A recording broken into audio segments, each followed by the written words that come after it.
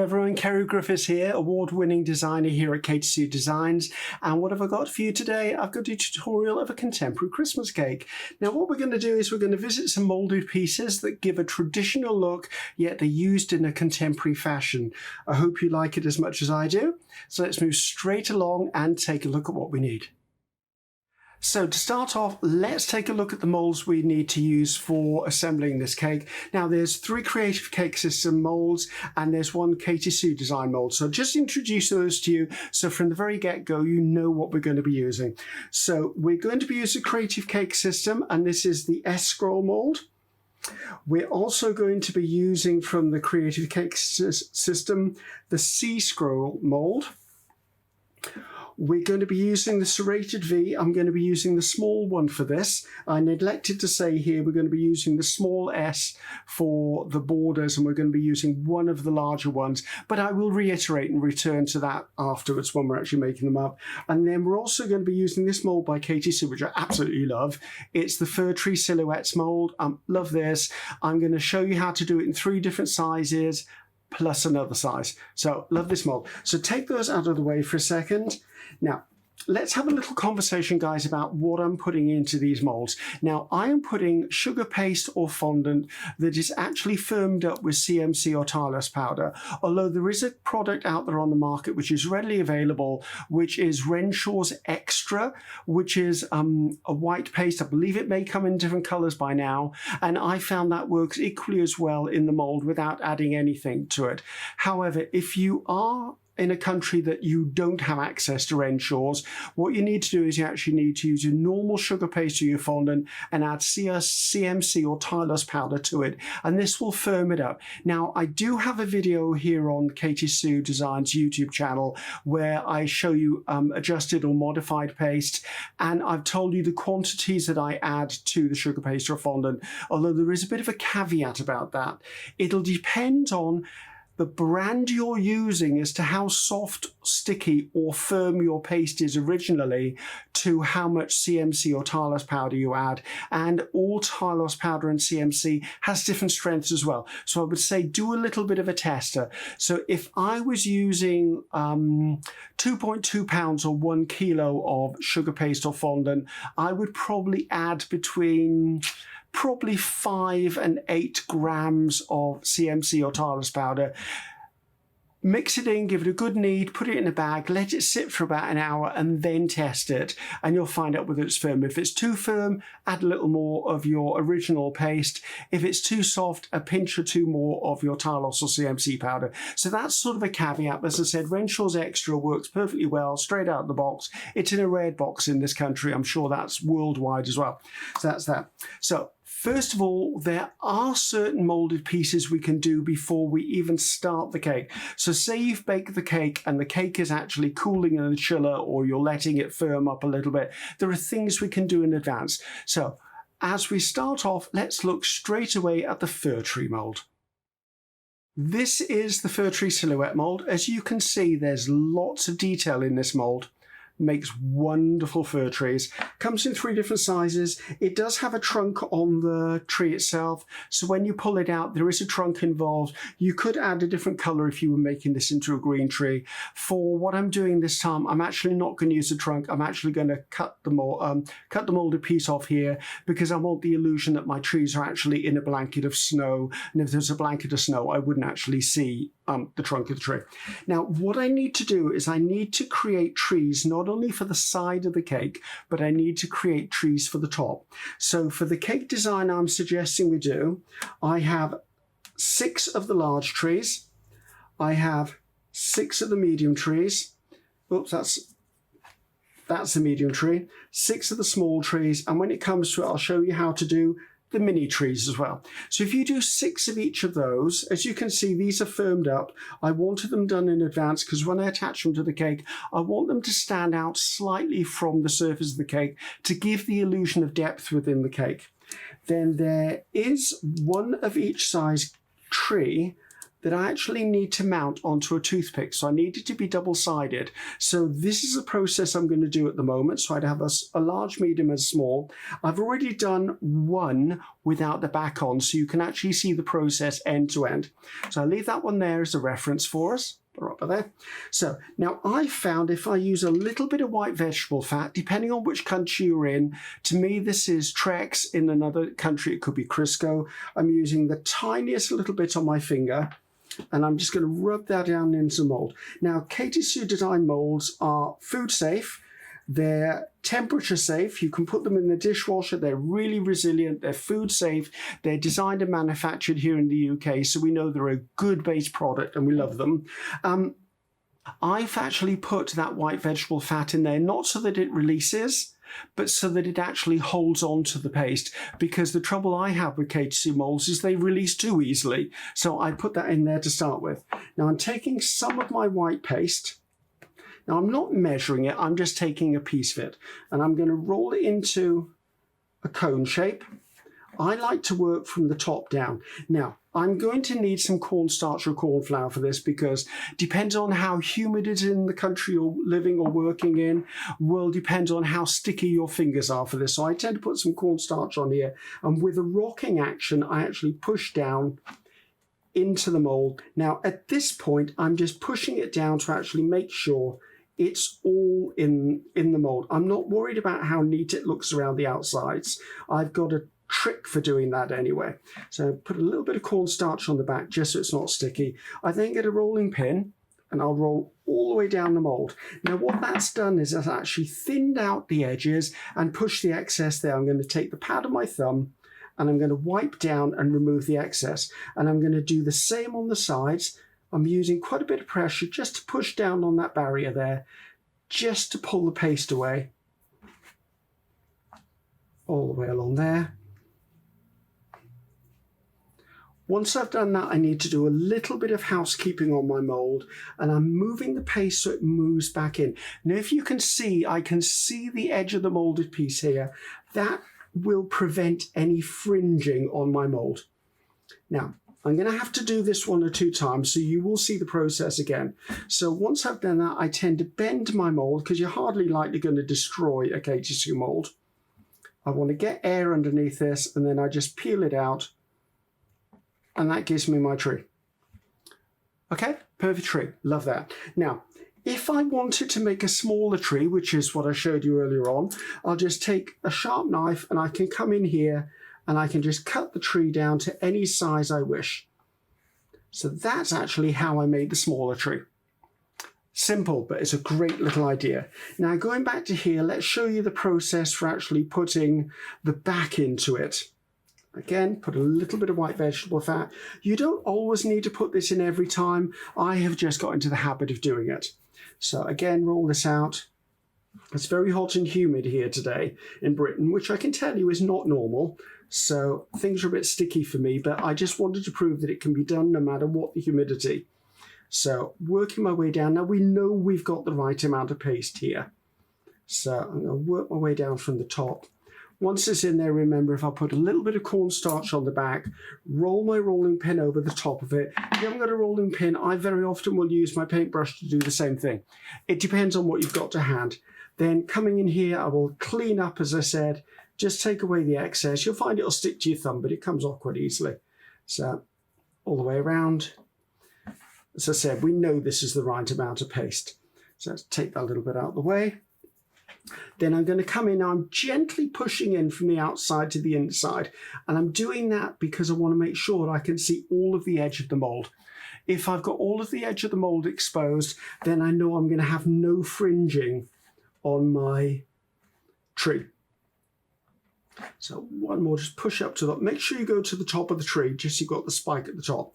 Now, I did say I wanted to insert a toothpick or a cocktail stick in this. So I'm using a toothpick or a cocktail stick because it's a food grade product, so there are no issues with this. However, whoever is going to be eating this cake, make sure that they do know there's a toothpick or a cocktail stick in there. You could use a piece of spaghetti for this if you chose. You could put that in there and it would work just the same. I tend to find spaghetti over time will soften and I could potentially break it. So a toothpick, again, food safe, can be used.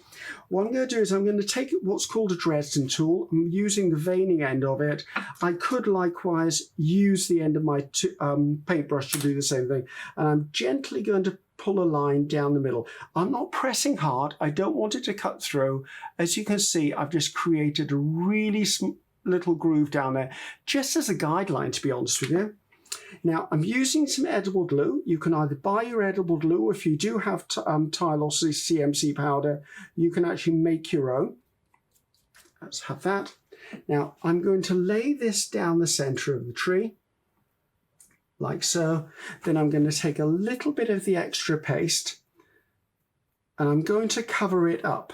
Now, it's not essential, but I like to do this so it's fully embedded in the back of the tree. Cornstarch just so the glue doesn't stick to my fingers. Once I've done that, I'll give it a bit of a wiggle. Now, don't be tempted to lift this up because you will rip the toothpick or cocktail stick directly out of it. I tend to let gravity start it off, and then I pull it out this way and I have it. I don't mind that this is slightly raised because when I do a three-dimensional tree, it actually gives the tree more roundness. Now, at this point, I'm going to come in and I'm going to use a small sharp knife just to remove that excess bit of paste. Once I've got that, I usually put it on a bit of kitchen paper, a kitchen towel, even some foam, and I'll let it dry for an hour or two, and then I'll have one that's solid. So let's put that back to one side, and let's do this one more time really quickly so I can show you how to attach the two together. So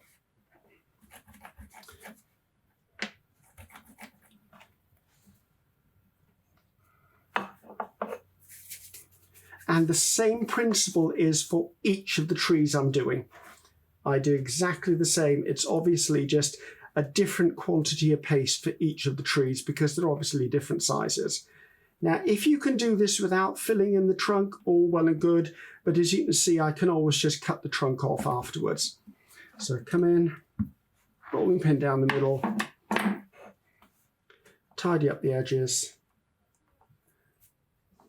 Now, this tree was never created symmetrical on purpose. It is not meant to be mirror image side to side. So when you attach it to the other half of the tree, it is not going to be a perfect match. The only bit that I'm concerned is a perfect match is actually the point at the top. So don't worry about that. Now, if you're not going to cut off the base, you can always come in here and just remove that bit of paste before you start. So give it a bit of a wiggle just to get some air underneath it. And there's my tree. Now, I will take my other tree. I will then take some edible glue. I will paint down the center and then come to the edges. Now, I don't want too much glue on here because I don't want it oozing out the sides. But I do want glue on there to actually help it stick because remember, you're trying to stick wet clay to dry clay here. So you need to put a bit of glue on there to start with. Once I've done that, I will then pick this tree up, and as I said, I will marry up the points. The rest I don't mind about because I can slide this around a little bit on the glue, make sure it comes together on the sides. Now, as you can see one set of branches behind the others. I actually think that works. It actually gives you a little more depth to the tree. If you are really concerned, you can come in and manipulate the branches with something like a toothpick or a modeling tool just to push them down to where they should be. Just make sure it's nice and tidy. Again, set that to one side, and when you've done that, you will actually then have nice solid trees, but they'll still be edible because they're not going to dry completely firm. So let's look at other pieces we can mould in advance. So now we're going to look at the S-scrolls. Now these are the Creative Cake System, which are supposed to give you a representation of a piped border. Lots of detail in these. I love them. We do use them slightly differently than using white vegetable fat. I will actually use cornstarch for these. Now, remember, if you want this to be curved in this direction, the left-hand side will give you a right-hand molded piece. So if I look at an example, that's what it looks like on the left, but that's what the finished product looks like when it comes out. So if you want it to go in that direction, you have to do the mirror one. Okay, that's slightly important. Now, we're going to need to have 6 of the smaller ones and only 1 of the larger one, because the larger one fits on the top of the cake and is part of the feature to finish with. So I'm going to work on this small one. I'm going to do 1 and then I'm going to show you the 12 that we've actually done already. Now, as I said, I don't work with white vegetable fat with this one because of the amount of detail in this, and there's quite a few detailed undercuts. I have found using cornstarch or corn flour works best on this. So I'm going to tap it with my corn flour puff. I'm then going to come in with a brush and I'm going to work it down into the mould. Now, important part of this is knock the mould out. If you don't knock the excess corn flour or cornstarch out of the mould, what you'll find is you will block up that fine detail and you will not have the detail you're expecting to find. So take a little bit of the paste. Again, this is the modified or adjusted paste or the Reynolds extra.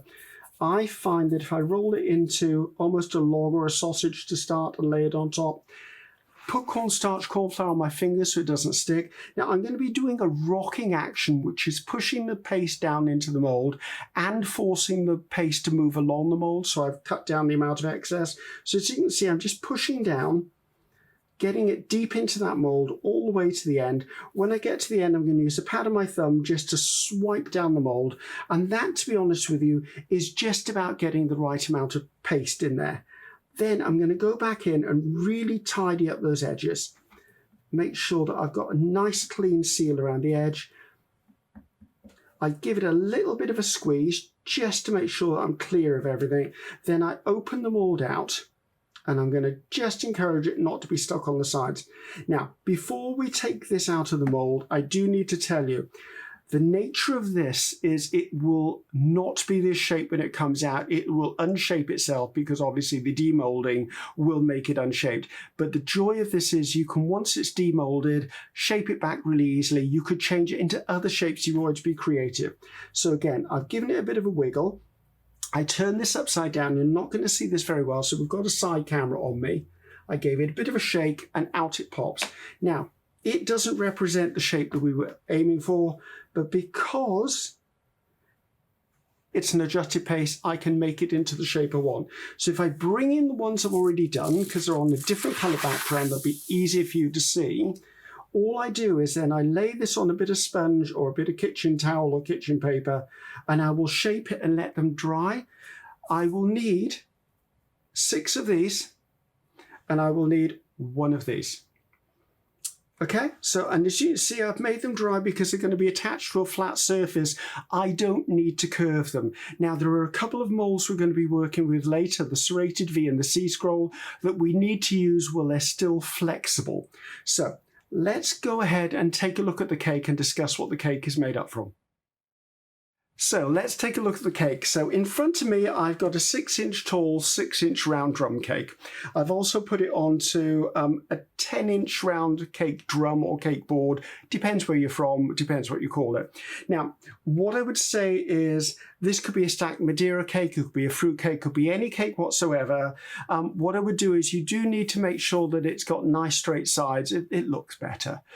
With this cake, I've done the board in a white sugar paste of fondant. I've done the top in a white sugar paste of fondant. And for the side, I've used Renshaw's Baby Blue because I love the colour of it. And it suits beautifully with the cake that I'm doing at the moment. Now, you could have covered the cake entirely in blue and just put a disc of white fondant on the top.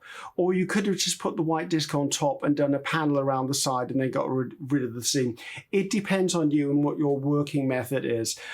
I tend to do it all in one go and I'll put a thin layer over the top. That way I know I've got no seam around the edge between the blue and the white where maybe buttercream or chocolate could come out. I know it's completely encased and sealed.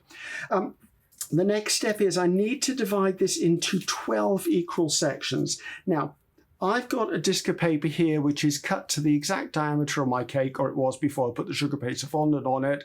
All you need to do is actually get your baking pan, put it onto a piece of paper, draw around the base of it, or if it's got one of those loose bottoms to it, draw around that instead, and that will give you the circumference of your cake. Then you need to fold it into 12 equal divisions. So what I would do is fold it into 4, fold it in half, and then fold it into 3. Or do what someone has done for me here. They've just gone on and used a protractor, one of the children's protractors, and actually marked it into 6 and drawn the lines across. So it's easy enough to do, guys. That's what I've done. Placing that on the top of my cake. Now I'm going to take a toothpick or a cocktail stick, and what I'm going to do is I'm going to make a mark on the side of the cake. I don't want it on the top edge because it will be visible. I want to put it just there so I can see it. Now these are just a guideline because our moulded pieces are going to fit between these. So the only reason I do it with divisions is because I just eyeball it. I may end up with it misspaced. So when I come down to the bottom, I'm going to look down, and where the bottom matches up, I'm going to turn this towards me. I'll put the toothpick in so you can see. So where the mark is at the top, I'm going to put a mark directly below it at the bottom. Now I'm going to put 12 marks around the bottom, but actually we only need 6, but the other 6 will not be visible. So that's one. I have to turn this towards me just so I can see exactly the verticals. Now, again, I'm using a toothpick because it's a food safe item. You could, of course, use a skewer if you had, or you could use a scribing tool, anything. I would not recommend using a pencil or an edible marker because that will leave a mark, which then you have to try and cover up. So the cake is all divided up. We're all ready to go. Put this in the cupboard. You can use it next time you do a 6-inch round cake. So let's go ahead now and I'm going to look at the Serrated V mould. We're going to create 12 of them. Well, I'm going to create one of them, and we've already done the other 11. And then I'm going to show you how to attach them to the cake. This is the Creative Cake System Serrated V mould. To be honest, it's probably one of my favourite moulds for adding instant drama to a cake, because just looking at all the texture within this mould, the moment you put this around the top or the bottom of a cake, you could pretty much call the cake finished. I absolutely love this mould. So we're going to be using the smaller one of here. So now, different to before, this time I am using that white vegetable fat. Again, it's either Crisco or Trex. Just enough in there, not smothering it. It's just absolutely, you can probably not even see it. I find it easier to work backwards. I'm going to use the modified or adjusted paste we had. I'm using white again. I usually roll it into almost a sausage shape and sit it in there. I'm going to put some cornstarch or corn flour on my fingers just so I'm not sticky. And I'm going to press down into the mold, working the excess paste ahead of me. So making sure it's flush. When I get to the base, I'm going to use my thumb, just going to wipe off the excess paste, and then I'm going to work my way in. Now, you might have to wipe off some other excess paste as you go along, but usually I find the first swipe pretty much does it. Now, as you can see around the edges of the mould, I need to be able to see these steps. So I've got nice, clean, sharp edges. And the way I do that is I press it in slightly from the sides, give it a press so the back is flat.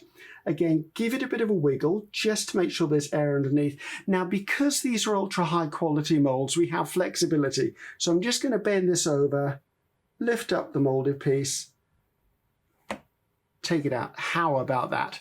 Now, you can only imagine what that's going to look like if you were to make it in yellow and paint it gold, or you were going to go in and dust it with some metallics. It looks absolutely fabulous. So what I would do is take that out of the way. Now, as you can see, I've already made them. I put them onto a bit of sponge. I did these about half an hour ago, but as you can see, they still have flexibility in them, and that's good. What I want is I want them slightly firmer so that the process of putting them onto the cake does not misshape them. Okay, so let's go ahead and actually add these to the cake. So as you can see here in front of me, I've got my 12 moulded pieces which are firm slightly. So I'll just move that up there so I can actually have a bit of working space. I've got my edible glue, and I tend to use a flat brush instead of a round brush. I find it carries less glue because I don't want these swamped with glue. And we're actually going to glue the back of the moulded piece and then attach it to the cake. So I'm going to take one of my pieces. Now, I want to make sure that the ends here and here have glue on them definitely, because I don't want them coming away from the cake. I don't give it too thick of a coat of glue, because if it's too thick of a coat, it's actually going to slide down the side of the cake. Then I'm going to offer this up to the cake, and I'm going to put it in between the two marks on my cake. Now, one or two things will happen. Either your piece will fit between your two dots, or it might go larger than it. It'll depend on the coating of the buttercream or ganache underneath and the coating that you put a fondant. So don't worry, because we will be covering up those little holes with the end of the C-scrolls when they come up. If you look, I'm trying to marry this so the top of this is almost in line with the top of the cake. It shouldn't be below it. So I'm just going to repeat that process around the whole of this cake.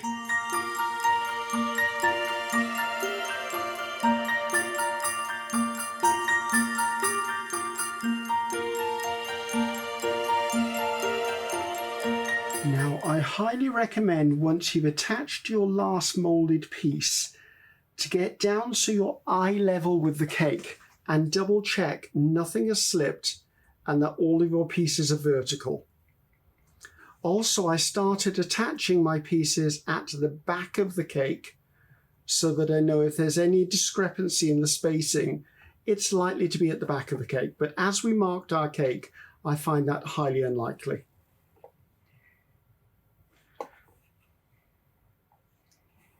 Almost there.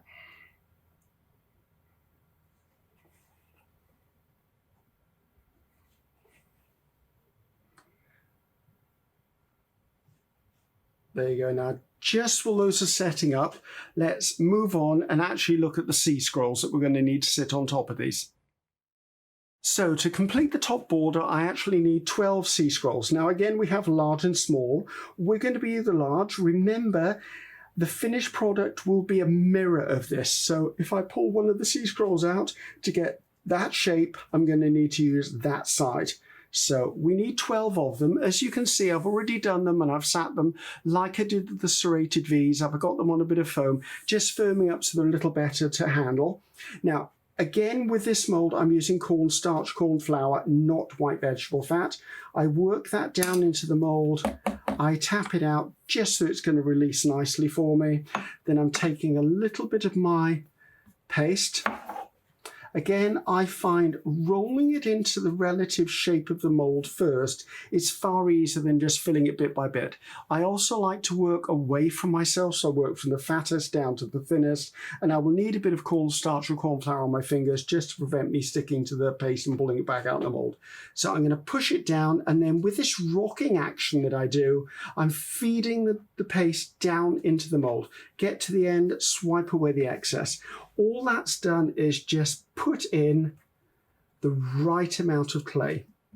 Sorry, right amount of paste. Now, if you think it's a little shallow here, because I've taken a little bit much out, there's no problem. Just take a little piece, push it in. No one is going to see the back of the moulded piece. So you've got the liberty of adding more. It's easier to add more than it is to take some out. So once that's in place, we don't need that anymore.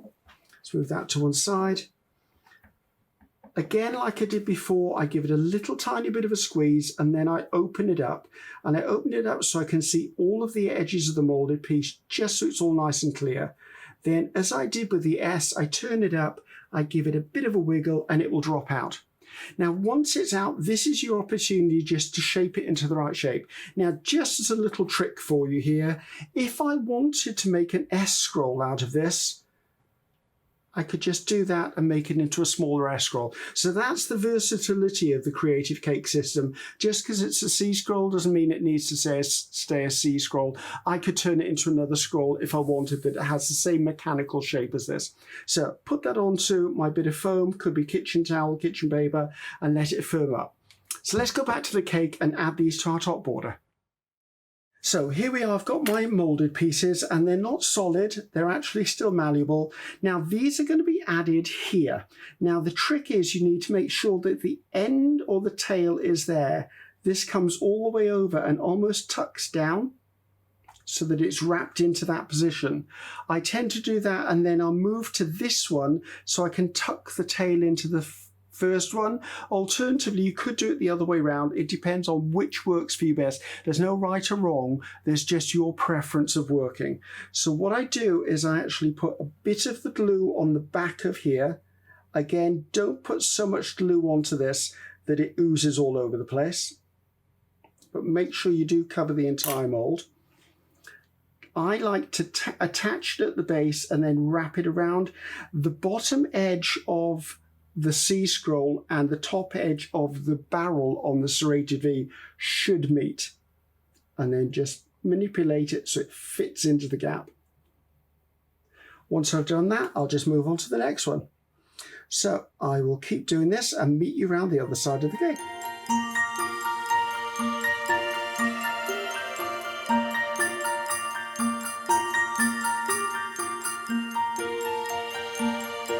So just as I've added the last one, now something I always do, which I find very helpful and important, is get eye level with the side of your cake and actually work your way around the cake and make sure everything is in the position it needs to be in. Because at this point, they're still malleable and they're still setting and they're still gluing. So you have a little bit of maneuverability within them. However, if you leave it later, you may not be able to do this final adjustment. And being eye level gives you a really good chance to get uniformity in this border and to check everything is curling in the right direction, everything's got the tail in the right place, everything looks beautiful the way it should with the Creative Cake System borders.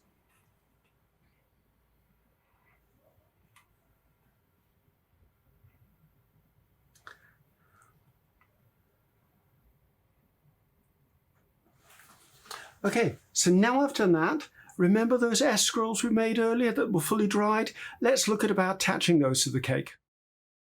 So remember the S scrolls we did them ahead of time and they were nice and firm. The reason I didn't need them a dimensional is because this flat surface is sitting onto this flat surface, so I'm not going to worry about it. Now, knowing where the back of your cake is really important because I need to know where the front of my cake is. So for me, that's here. Now what I want to do is we've got these marks in the cake. Now I can handle one of these dry so you can see where it goes. I want the tail to go into one mark and the head will naturally come between the next two marks. If we can see, because there's a mark, there's a mark, there's a mark. So if that's the start, this will be about there. It will make sense when it's on the cake because I didn't want to tuck them too tightly in because obviously I've got trees to go behind them. So, but knowing where the front of my cake is, which is there, it means I can determine where I want to put the front scroll. So I think that's pretty lovely there. So I'm going to leave that one there knowing that it's not attached. Okay, purely because then I can work the others around it and stick that one on last. So I'm going to come in and I'm going to put some of that glue on the back. Now we're gluing dry to dry. So you're going to have to let it sit for a little bit before it's fully dried. But what you need to do is when you place it on the cake, try to place it so it's in the right place to start with. Because if you move it around, you're going to end up with a trail on there of the glue. So I can take that one away now because it's already dictated where the other one is. So I'm going to work my way around the cake and I'm just going to glue these on. Now you could make your moulded pieces up immediately and stick them straight on. I have just found that doing it this way, I don't have to manipulate the shape any further. They're usually a nice curving shape for me, and I can play around about getting them uniform on the cake itself. And remember, we're using 6 of these, although we've got 12 marks on the cake.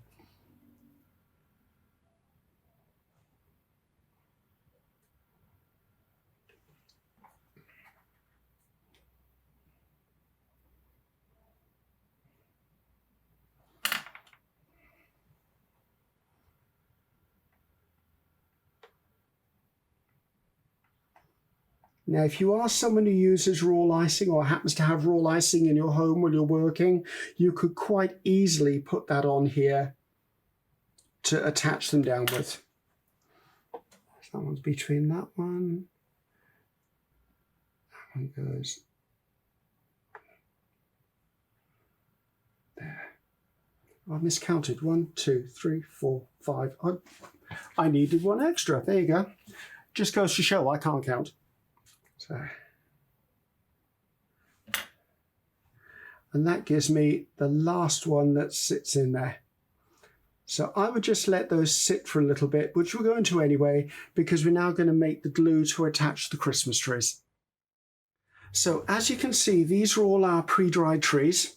Now, they're not looking very Christmassy at the moment. I think they need a bit of oomph, a bit of sparkle to them. So I've got some pearl luster dust. This is an edible dust. Make sure when you read the instructions on the back that you do only buy edible, non-toxic food dusts. And I've got a really fine, it's almost like a fairy glitter that is also a product. I'm not going to name products in this section because you need to look in your locale to find out which ones are available to you. But anything that's going to add a bit of a satin finish or a bit of sparkle. Now, as these are dry, it's going to be reasonably difficult for the dust to stick to them. So I'm going to take a little bit of that white vegetable fat I had again, and I'm just going to roughly wipe it from the top of the tree downwards.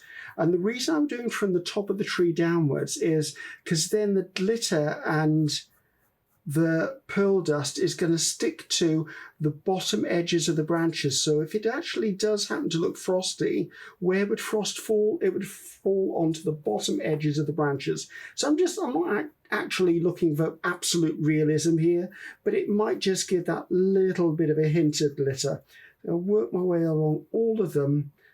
Now, if you were to dust your trees as soon as they come out of the mould, you wouldn't have to add more of this because you've already used white vegetable fat in your mould. So therefore, if you dusted them immediately when you unmolded them, it'll already stick. Now, don't forget on these ones, you need to do both sides because this cake is a 360 cake in that it can be viewed from either side. I'm just putting that little bit on there, just enough. Now, if you are someone who airbrushes, this is a perfect opportunity to pull your airbrush out because your airbrush will just give you that really nice little glitter that you can put on there. Wipe my fingers off. Now, take your white vegetable fat, take it out of the way because you know that when you dust something, the dust is going to go all over the place. You don't need to fill your white vegetable fat with dust. So I'm going to start with a little bit. I'm using a big brush because I tend to like a big brush. And I'm just coming in and I'm just brushing them down. As you can see, it starts to bring them to life. You can just see there, the sheen on there. It'll become more apparent the more of dust and glitter I put onto them. But remember, everything should be edible. So working my way along. I'm trying not to be perfect. I'm trying to just get some glitter and get some satin onto these. If anything, I'm going to put more on the top ones, the ones that are on the toothpicks, because those are going to stand up right. So if I show you that one, as you can see, the sheen is coming on that one. Just catch that in that light. Let's turn those over. On the other side. I'm using a big soft brush because I find it's less likely to break or damage anything I'm dusting. And I don't want patches, I want a reasonable overall coating. So move that one to the side. And this one, as you can see, is quite frosty white. And this will be the edible glitter that I'm using. You can use products that are air canisters. There are a few out there that are silvers and frosted white. It just adds that real beautiful glimmer of Christmas to them. Now, once these are all done, make sure that you brush off any excess dust because otherwise it's going to fall all over your blue cake.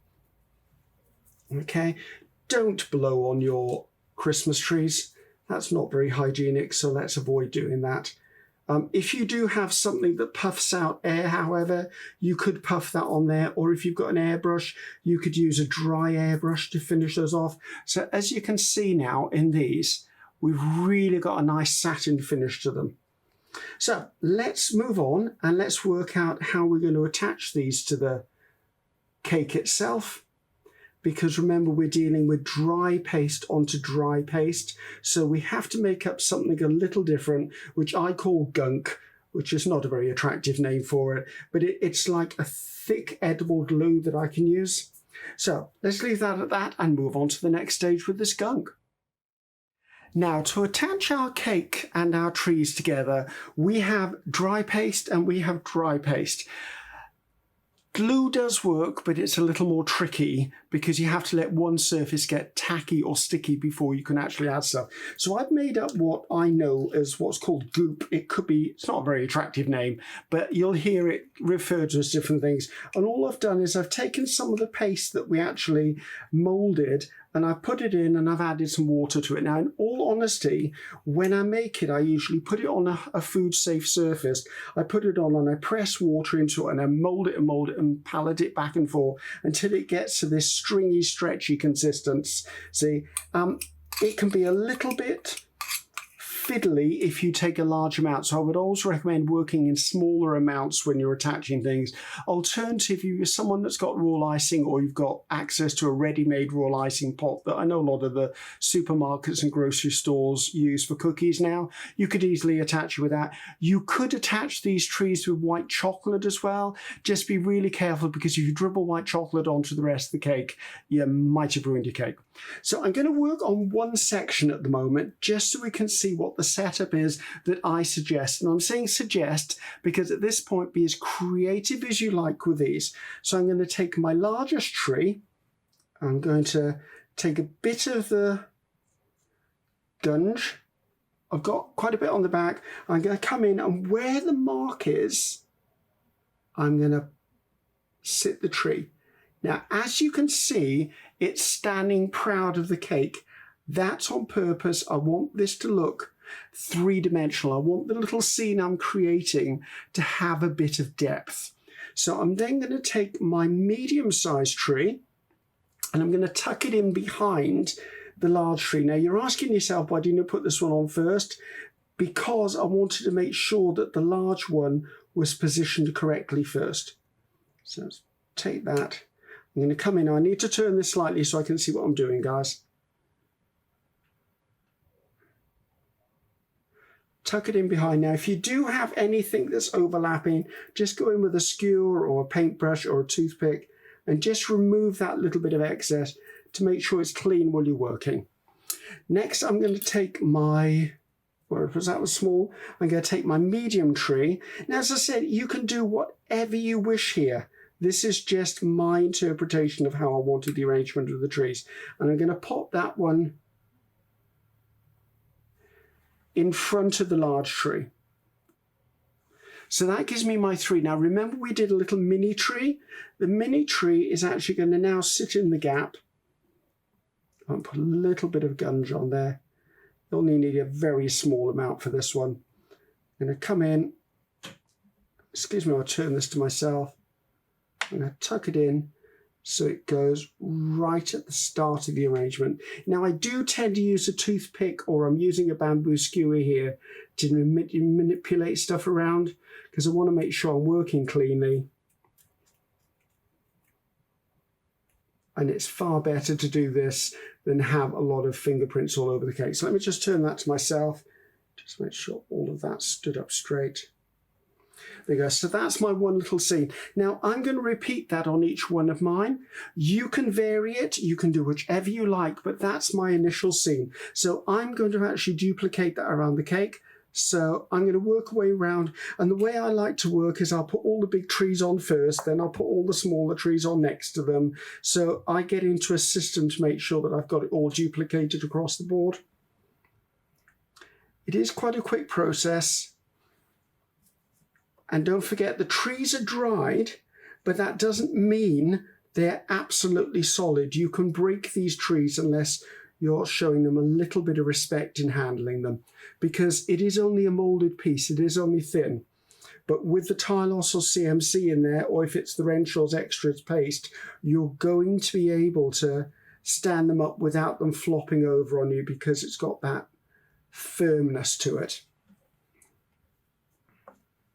You'll note at this point I haven't touched the top of the cake because we're going to do that one separately so we can get a better angle for you to see what I'm doing. Now we're just coming on to the last one. As I said, it pays to be a little random in this. Try not to make it too uniform because then it kind of looks unnatural. So I'm just going to put the last of my little trees in there. And as you can see, we have a really lovely layered effect. So I don't worry that I can see down the sides of the trees because the gunk that we made is actually white, so it all melts into one. So I'm just going to work on the top of the cake now. So let's see about finishing this off. So now we're going to come to the fun bit. I just want to finish the top of the cake off. Now you may be asking yourself why I've actually got the Christmas trees on toothpicks. One of the reasons for that is I want to be able to put them in and possibly take them out again, because if you're making this cake as a gift or you're going to deliver it to someone, having the trees standing on the top of the cake is going to probably be making them vulnerable. So having them in toothpicks means I can drop them into the hole or take them back out. So I'm going to place them. You'll see where they go, but know that then you could actually take them back out and put them back in when they're at the venue or when they've been gifted. So looking at my cake, and I'm going to turn it to myself this time because I need to see it from the front. I want to make one hole just about an inch or two back from the center of the cake.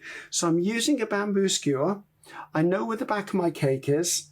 I'm going to come in and I'm going to put one hole about an inch back from the center. So if I turn that around, I'm just going to twist this. Now, when you're taking a skewer out, if you twist it and lift it up carefully, it's not going to pull the crumb back out of your cake. This will be the housing for my largest tree. So I'm just going to sit that in there. And as you can see, it sits quite safely and securely. I don't have to glue it. I don't have to do anything else. It's sat in there. It's not a problem. Let's see if I want it that. I want it that way around, I think.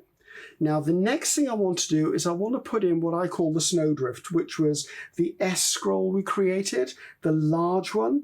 Now, I'm just going to come in with a bit of edible glue on the back of it, because again, it's a flat surface to a flat surface.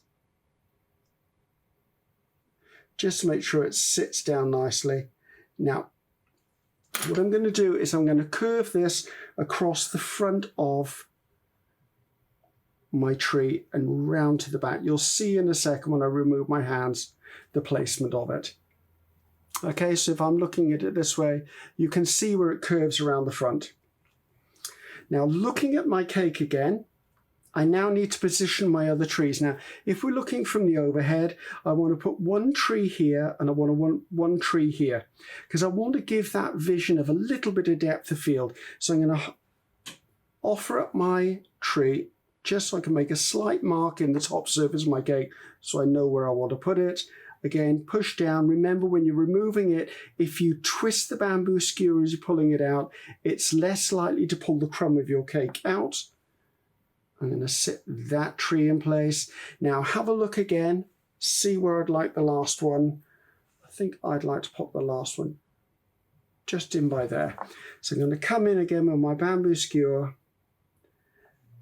push it down into the cake, twist it up and pull it up to remove it. It's worth taking your time here. And then I'm going to slot my last tree into place.